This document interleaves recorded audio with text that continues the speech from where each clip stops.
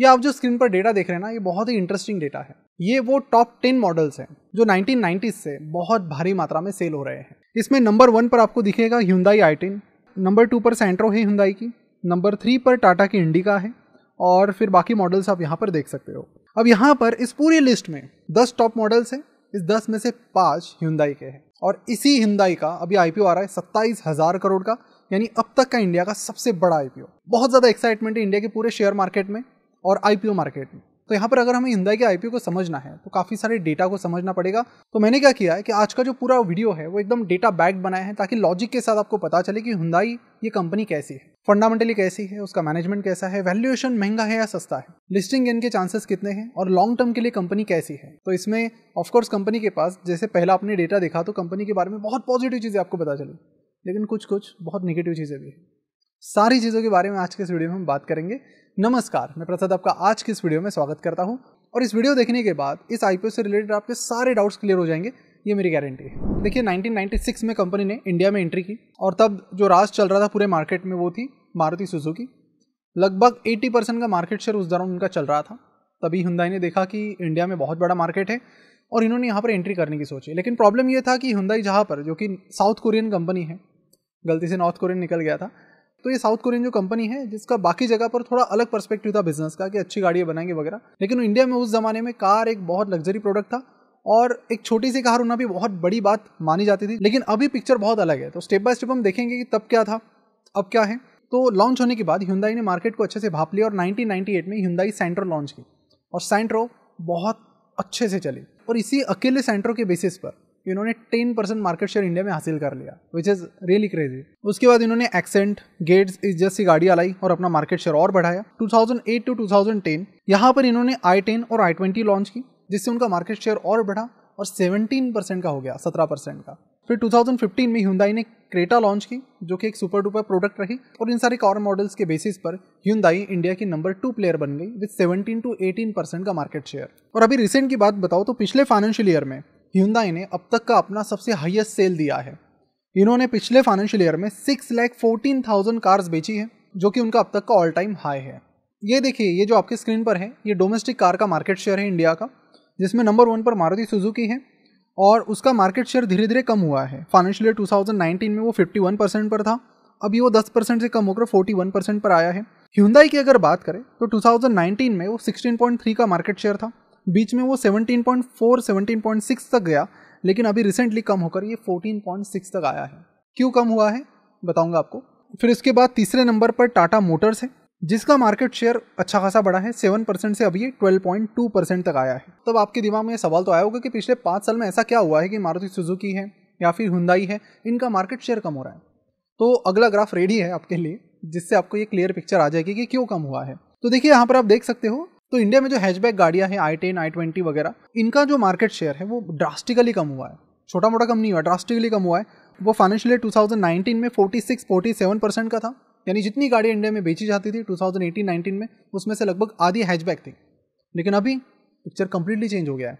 क्यों चेंज हुआ है उसके बारे में बात करेंगे। तो लगभग 47% से ये कम होकर मात्र 24% पर आया है, सीधा हाफ हो गया है, आधा। उसके बाद और एक इंटरेस्टिंग डेटा जो आपको और शॉक कर देगा। अब जो सीडान गाड़ियाँ हैं जिनका एक टाइम बहुत क्रेज चल रहा था, जैसे कि स्विफ्ट डिजायर है, होंडा सिटी है, Hyundai की वर्ना है, हैचबैक के साथ इसका भी शेयर कम हो रहा है। ऐसा नहीं कि हैचबैक का कम हो गया तो सीडान का बढ़ गया, नहीं।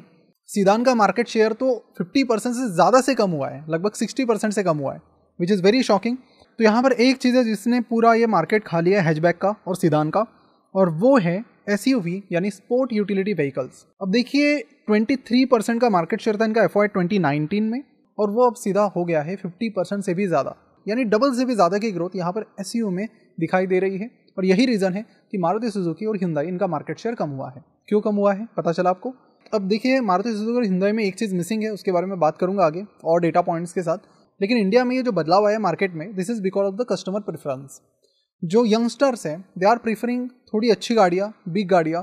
मतलब पहले ये था कि कार इज़ अ लग्जरी, अभी ऐसा नहीं रहा है, अभी luxury car is a luxury.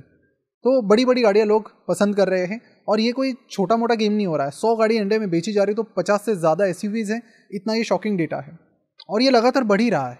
और तो ऑफकोर्स इसमें कुछ कंपनीज को फायदा हुआ है जो पर्टिकुलरली एसयूवी में काम करती है। कमेंट करके बताइए वो कौन सी कंपनी है जो शुरुआत से सिर्फ एसयूवी पर काम कर रही है।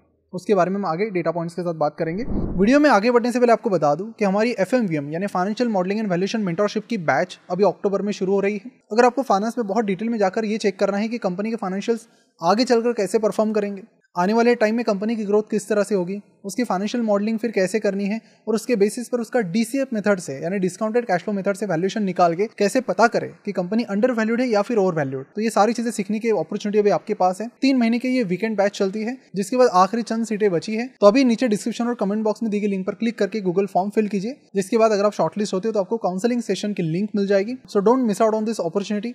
आपके सारे डाउट्स उस काउंसलिंग सेशन में क्लियर हो जाएंगे। फॉर्म की लिंक नीचे दी गई है। ये जो भी जनरली कंपनीज के वैल्यूएशन है, कंपनी के ग्रोथ फैक्टर्स है, ये मैं भी FMVM की मदद से ही निकाल पाता हूँ, तो इसे आप जरूर चेकआउट कीजिए। चलिए बढ़ते हैं वीडियो की तरफ। अब ये जो कस्टमर प्रेफरेंस चेंज हो गया अचानक से, उससे कुछ कंपनीज को बहुत फायदा हुआ है तो कुछ कंपनीज को नुकसान भी हुआ है। और Hyundai एक कंपनी है जिसको इस कस्टमर प्रेफरेंस से थोड़ा बहुत नुकसान तो हुआ है। अब ये नुकसान क्यों हुआ है ये वाला डेटा आपको दिखा देगा। तो Hyundai के देखिए DRHP में से कुछ इंटरेस्टिंग नंबर्स में लेकर आए हो आपके लिए। तो 2022 की अगर मैं बात करूँ तो इनका 36% जो भी कार्स है, 100 में से 36 कार हैचबैक्स थी उसमें से, और 100 में से 12 कार सीदान थी। यानी कि 100 में से 50 कार्स इनकी या तो हैचबैक या फिर सीदान थी, और जो बाकी जो 50 गाड़ियां वो बेच रहे थे वो SUV थी, स्पोर्ट यूटिलिटी व्हीकल्स। उसमें स्पोर्ट में भी 3 टाइप की कैटेगरीज आती है, compact SUV, mid size SUV और लार्ज SUV। तो उसमें भी इंडिया में जो मेन फोकस चल रहा है वो कॉम्पैक्ट और मिड साइज पर चल रहा है। जो बहुत बड़ी SUVs होती है, लार्ज SUVs, उस पर अभी फिलहाल उसका उतना बड़ा मार्केट नहीं है। तो और आप भी रास्ते पे जो देख रहे हो ज़्यादातर गाड़ियाँ, दे आर इधर कॉम्पैक्ट SUVs और मिड साइज SUVs। लेकिन अगर मैं 2024 की बात करूँ तो धीरे धीरे आप देख सकते हो कि हैचबैक का सेल काफ़ी क्रेजीली कम हुआ है। जहाँ पर 100 में से 36 गाड़ियाँ कंपनी की हैचबैक बेची जाती थी, वो अभी 22-23 पर आ गया। सीदान की बात करें तो सीदान लगभग वही के वही है, और SUV का जो सेल है इनका वो काफ़ी बड़ा है। तो यहाँ पर अब एक चीज़ तो आपके समझ में आ गई होगी कि SUVs जो है, स्पोर्ट यूटिलिटी व्हीकल्स, उनकी डिमांड बहुत बढ़ रही है। जो इंडिया के मेन ओरिजिनल इक्विपमेंट मैन्युफैक्चरर्स हैं, कार मैन्युफैक्चरर्स हैं, उन्होंने पिछले 5 सालों में 30 SUVs लॉन्च की हैं, जबकि सिर्फ 4 हैचबैक और 3 सीदान्स इन्होंने लॉन्च की है। So which tells a lot about the change in the preferences of the customers. अब हम देख सकते हैं कि हैचबैक का मार्केट शेयर इंडिया में कम हो रहा है, लेकिन Hyundai का इस हैचबैक में भी जो मार्केट शेयर है खुद का, वो भी बहुत तेजी से कम हो रहा है। आप देखिए कि मारुति सुजुकी का हैचबैक का मार्केट शेयर बढ़ा है और Hyundai का कम हुआ है, 21% से वो सिर्फ 12% पर आया है। Hyundai का जो मार्केट शेयर किसी ने खाया है तो वो खाया है टाटा मोटर्स ने। टाटा मोटर्स ने रिसेंट टाइम में बहुत सारी हैचबैक गाड़ियाँ लाई है, और जहाँ से ये मार्केट कैप्चर करने की कोशिश करे किसका, तो Hyundai का, क्योंकि मारुति सुजुकी का टारगेट करना बहुत टफ है एक्चुअल में। सीदान की बात करें तो Hyundai का मार्केट शेयर उसमें बढ़ा है और मारुति सुजुकी का भी उसमें बढ़ा है। और टाटा मोटर्स की बात करें तो टाटा मोटर्स फिलहाल उतने बड़े तौर पे उस पर काम नहीं कर रही है। लेकिन अगर हम SUV की बात करें तो यहाँ पर जो सबसे बड़ा प्लेयर है वो ना हैचबैक पर फोकस करता है ना ही सीदान पर, वो सिर्फ SUV पर फोकस करता आया है। और ये जो कस्टमर का प्रेफरेंस चेंज है उसका सबसे ज़्यादा फायदा अगर किसी को हुआ है तो वो हुआ है महिंद्रा एंड महिंद्रा को। तो यही सवाल मैंने आपको थोड़े टाइम पहले पूछा था। 22.7% का इनका मार्केट शेयर है। इसके बाद दूसरे नंबर पर आती है मारुति सुजुकी, जो बाकी जगह पर 50% का मार्केट शेयर हासिल करती है, लेकिन SUV में उसको मात्र 20% का मार्केट शेयर मिला है। थर्ड नंबर पर जो आती है वो है Hyundai, जिसके पास 18.4% का मार्केट शेयर है। और चौथे नंबर पर वो कंपनी है जिन्होंने SUV में अपना मार्केट शेयर डबल कर दिया है, 9% से सीधा 18%। ज़बरदस्त। अब देखिए ये सारा डेटा देखने के बाद आपको लग रहा होगा कि Hyundai का फिर तो धंधा बहुत खराब होगा। ऐसा नहीं है। मैं अगर आपको फाइनेंशियल दिखाऊँ Hyundai के तो आप अगेन शॉक हो जाएंगे। ये देखिए कंपनी का रेवेन्यू, जो कि पिछले 3 सालों में कंपाउंडेड सालाना लगभग 20% से बढ़ रहा है। इसका नेट प्रॉफिट कंपाउंडेड सालाना 47% से बढ़ रहा है, यानी कि पिछले 3 साल में ये 2000 करोड़ से 6000 करोड़ पर चला गया है, which is again very very shocking.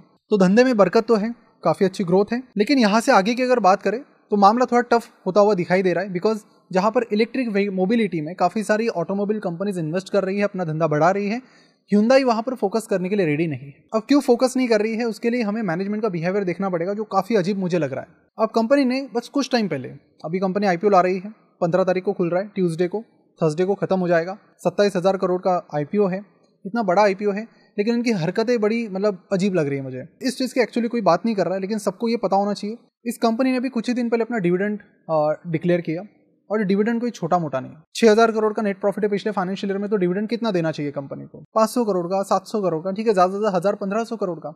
लेकिन कंपनी ने जो डिविडेंड दिया है वो आपकी आंखें खुली की खुली रख देगा। कितना दिया होगा? 10,700 करोड़ का। तो पिछले 2 फाइनेंशियल ईयर का जो प्रॉफिट है लगभग सारा का सारा उन्होंने डिविडेंड के तौर पे बांट दिया, पूरा का पूरा। अब देखिए राइट नाउ करंट जो मार्केट इंडिया का बहुत ही चैलेंजिंग मार्केट है, वहां पर हर एक कंपनी, अगर मैं आपको थोड़ा और डेटा दिखाऊं तो इंडिया में काफी सारा मार्केट इलेक्ट्रिक मोबिलिटी की तरफ जा रहा है। यहाँ पर आप देख सकते हो कि टाटा मोटर्स ईवी में नंबर 1 है फिलहाल। नंबर 2 पे एक शॉकिंग मेंबर है, उसका नाम है MG, जिसका मार्केट शेयर अभी 18.4% का है। नंबर 3 पर आता है महिंद्रा ईवी में, उसके बाद नंबर 4 पर आ रहा है ह्यूंदाई, उसके बाद आ रहा है BYD। तो मोर एंड मोर प्लेयर्स, अभी ओला ने भी बोला है कि हम इलेक्ट्रिक कार्स लाएंगे, और भी कंपनीज यहाँ पर एंटर कर रही है, तो मार्केट इज वेरी चैलेंजिंग। तो अभी करंट टाइम में कंपनी को क्या करना चाहिए था कि डिविडेंड देने के बजाय सेम पैसा धंधे में इन्वेस्ट करते हैं। SUV के बहुत सारे मॉडल्स कंपनी को लगेंगे, सिर्फ क्रेटा पर काम नहीं चलेगा। Creta is doing very well, लेकिन सिर्फ क्रेटा पर काम नहीं चलेगा, आपको और SUV मॉडल लाने पड़ेंगे। जिस तरह से टाटा मोटर्स एक के बाद एक लॉन्च कर रही है, बाकी प्लेयर्स लॉन्च कर रहे हैं, तो आपको भी उसी मोमेंटम के साथ काम करना पड़ेगा। लेकिन वो यहाँ पर दिख नहीं रहा है। क्यों नहीं दिख रहा है उसका दूसरा कारण, डिविडेंड तो हो गया, ये डिविडेंड सीधा चला गया, कहाँ गया, कोरिया चला गया, प्रमोटर्स के पास मेनली। अब दूसरी चीज, शॉकिंग चीज, कि जो 27,000 करोड़ का IPO है, इसमें से 1 रुपया भी कंपनी में इन्वेस्ट नहीं हो रहा है कि कोई नई मैन्युफैक्चरिंग फैसिलिटी बनाते, क्योंकि इतना बड़ा IPO है, कुछ पैसा तो धंधे में इन्वेस्ट होना चाहिए था, कुछ भी नहीं। सारा 1-1 रुपया पूरा का पूरा सीधा जा रहा है साउथ कोरिया प्रमोटर्स के पास। तो यहाँ से मुझे तो एक चीज़ पता चलती है कि इस तरह का बड़ा डिविडेंड पब्लिक होने से, देखिए अगर कंपनी बड़ा डिविडेंड ना देती तो ये जो पैसा था, जो कंपनी डिविडेंड ना देती, तो कंपनी के रिजर्व्स में आपको दिखता, जिससे कंपनी की बैलेंस शीट स्ट्रांग दिखती, कंपनी के फंडामेंटल्स और स्ट्रांग दिखते, ठीक है। और वो पैसा फिर कंपनी शायद एक्सपांशन के लिए यूज़ कर पाती फ्यूचर में, लेकिन पूरा का पूरा तो उन्होंने हटा दिया। साथ ही IPO से आने वाली जो प्रोसीडिंग्स है वो भी उन्होंने दे दी। देखिए कंपनी का कर्जा भी लिमिट में है, कंपनी का ROC ले लो, आप ROE ले लो, CFO ले लो, सारी चीज़ें स्ट्रांग है। इन्होंने अपना कर्जा जो है कंसिस्टेंटली रिड्यूस किया है। लेकिन मेरा प्रॉब्लम ये है कि इतना ज़्यादा डिविडेंड क्यों, और ये बहुत शॉकिंग दिखता है। अगर आप बाकी automobile company dividend pay out ratio से इसे कंपेयर करते हैं, तो बाकी वालों का देखिए आप, और ह्यूंदाई का देखिए 177.93% का डिविडेंड पे आउट रेशियो, क्या कहेंगे इसे आप। तो ये तो क्या मैनेजमेंट के बारे में, कि शायद उनको इंडियन मार्केट में कुछ खास रुचि मुझे नहीं लग रही है। So maybe they could be focusing on some other markets, तो उसके लिए पैसा निकाल के जा रहे हैं और शायद कहीं और पे इन्वेस्ट कर रहे हैं। ऐसा तो मतलब मोटा मोटी मुझे तो लग ही रहा है, क्योंकि बहुत ही हाइपर कॉम्पिटिटिव मार्केट हो रहा है, उसमें आप इस तरह का बिहेवियर करेंगे तो मुझे नहीं लगता कि आप जो आपके पास अभी 14-15% का मार्केट शेयर है वो भी टिका पाएंगे। That could be very challenging. तो चलिए लिस्टिंग गेन की पहले बात करते हैं, उसके बाद मैं वैल्यूएशन की डिटेल में बात करता हूँ। तो कंपनी का जो IPO आ रहा है उसका जो प्राइस बैंड है वो है 1865 रुपीज टू 1960 रुपीज। 7 शेयर एक लॉट में रहेंगे। अगर मैं ग्रे मार्केट प्रीमियम की बात करूँ तो करंटली वीडियो रिकॉर्ड करते टाइम वो 74 रुपीज़ के करीब चल रहा है। यानी कि अगर मैं मान लेता हूँ कि 74 रुपीज़ का आपको लिस्टिंग गेन मिलता है तो 3% प्रॉफिट के बराबर हो जाता है। अब ये ग्रे मार्केट प्रीमियम इतना कम क्यों है, तो उसे भी आपको समझना पड़ेगा। तो यहाँ पर आप देख सकते हो कि कंपनी का जो वैल्यूएशन है, P रेशियो कंपनी ने रखा है, वो रखा है 26 का, जिसे अगर हम बाकी ऑटोमोबाइल कंपनी से कंपेयर करेंगे तो आपको लगेगा ये ठीक है। लेकिन वहीं पर अगर हम Hyundai के रेवेन्यू और प्रॉफिट को बाकी ऑटोमोबाइल कंपनी से कंपेयर करेंगे तो आपको पता चलेगा कि बाकी कंपनीज भी बहुत अच्छा परफॉर्म कर रही है, और उसमें से कुछ कंपनी से Hyundai से काफी ज्यादा अच्छा परफॉर्म कर रही है। And the good thing is that they are regularly investing in their own business, और लगातार नई फैसिलिटीज बना के, नए मॉडल्स लॉन्च करके इंडिया में ज्यादा मार्केट कैप्चर करने के लिए रेडी है। तो 26 का जो P इन्होंने लाया है, तो उसमें कोई भी डिस्काउंट मुझे नहीं दिख रहा है, ठीक है। दैट इज फेयरली वैल्यूड हम बोल सकते हैं, थोड़ा सा लिटिल बिट ओवर वैल्यूड मेरे एनालिसिस के हिसाब से, लेकिन यहाँ पर डिस्काउंट वगैरह की चीजें मुझे तो नहीं दिख रही है, जिसकी वजह से ग्रे मार्केट प्रीमियम भी यहाँ पर काफी कम है। सेकंड चीज, जो बहुत बड़े बड़े IPO आते हैं ना, उनके साथ कुछ ना कुछ दिक्कत तो है वैल्यूएशन को लेकर।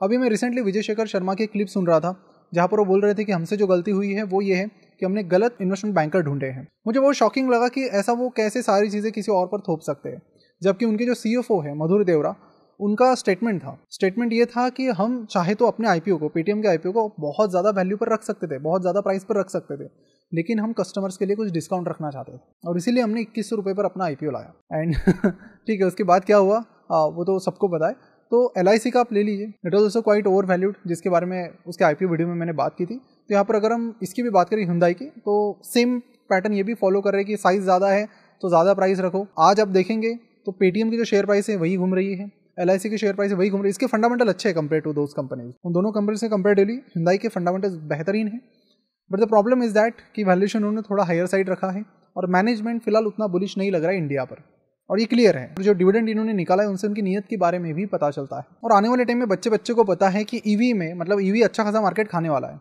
और Hyundai अगर उसमें कुछ खास नहीं कर पा रहा है तो that will be a very big problem for Hyundai। तो कंक्लूजन में मैं यही बताना चाहूंगा कि फंडामेंटली कंपनी काफी अच्छी है फिलहाल, लेकिन क्योंकि फ्यूचर में इन्वेस्ट नहीं कर रही है, फ्यूचर में कुछ जबरदस्त प्लान्स भी कुछ खास दिख नहीं रहे हैं, जिसकी वजह से I am not very bullish on the company. Valuation भी मतलब कुछ डिस्काउंट यहाँ पर मुझे नहीं दिख रहा है फ्रैंकली, कि ऐसा कुछ स्पेशल डिस्काउंट यहाँ पर दिया, ऐसा कुछ नहीं है। तो यहाँ पर कोई लॉन्ग टर्म इन्वेस्टमेंट करने से पहले मुझे लगता है कि आने वाले कुछ क्वार्टर्स में आपको कंपनी के मार्केट शेयर को और क्लोजली ट्रैक करना चाहिए।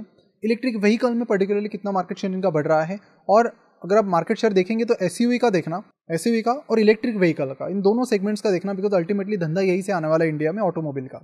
तो जो भी कार कंपनी में आप इन्वेस्टमेंट कर रहे हो, टाटा मोटर्स में कर रहे हो, किसी और में कर रहे हो, make sure you are looking at this 2 data points. SUV में मार्केट शेयर कम हो रहा है कि बढ़ रहा है, और दूसरी चीज इलेक्ट्रिक मोबिलिटी में उनका, इलेक्ट्रिक व्हीकल्स में भी मार्केट शेयर कम हो रहा है कि बढ़ रहा है। तो क्वांटिटी वाइज भी देखो, मार्केट शेयर वाइज भी देखो, काफी बेटर क्लैरिटी आपको आ जाएगी। तो आशा करता हूं कि आपके सारे डाउट्स जो मैंने प्रॉमिस किया था आपको at the start of video, वो क्लियर हो चुके होंगे। अब आपके क्या कहना है नीचे कमेंट करके जरूर बताइए। लेकिन एक शॉकिंग चीज आपको बता दूं, listing gain is directly proportional to the subscription, कितने गुना मिला है उस आईपीओ को। तो इस आईपीओ को अगर बहुत तगड़ा सब्सक्रिप्शन मिलता है पहले 2 दिन में मोर देन 9-10 टाइम्स, तो लिस्टिंग गेन के चांसेस बढ़ सकते हैं। लेकिन मुझे नहीं लगता कि उतना ज़्यादा सब्सक्रिप्शन आएगा।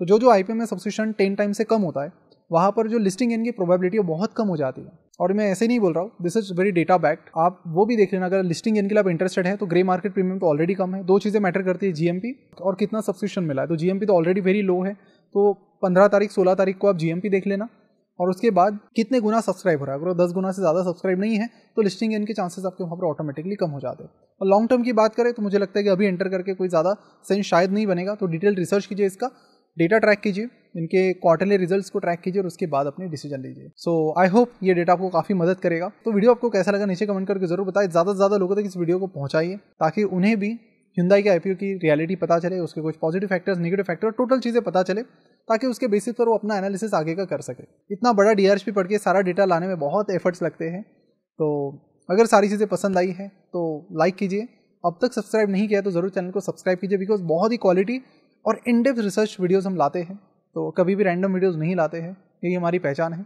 तो इसी तरह की वीडियोस के लिए फाइनेंस में अगर आप रुचि रखते हैं तो do subscribe, click on the bell icon. जाते जाते एफएमवीएम यानी financial modelling and valuation mentorship को जरूर चेकआउट कीजिए, लिंक नीचे दी गई है, जहां पर आपके पास अपॉर्चुनिटी है फाइनेंशियल मॉडलिंग करने की, हर एक कंपनी की, जो लिस्टेड हो अनलिस्टेड हो सभी की, और उसके बेसिस पर उसकी इंट्रिंसिक वैल्यू निकालने की, यानी एग्जैक्टली ये पता करने की कि किसी कंपनी का एग्जैक्ट वैल्यूएशन क्या होना चाहिए। और ये चीज़ें आपको मदद करेगी अंडर वैल्यूड स्टॉक्स को ढूंढने में, जो मार्केट में बहुत सारे हैं लेकिन बहुत कम लोगों को पता है। See you in the next video, bye bye.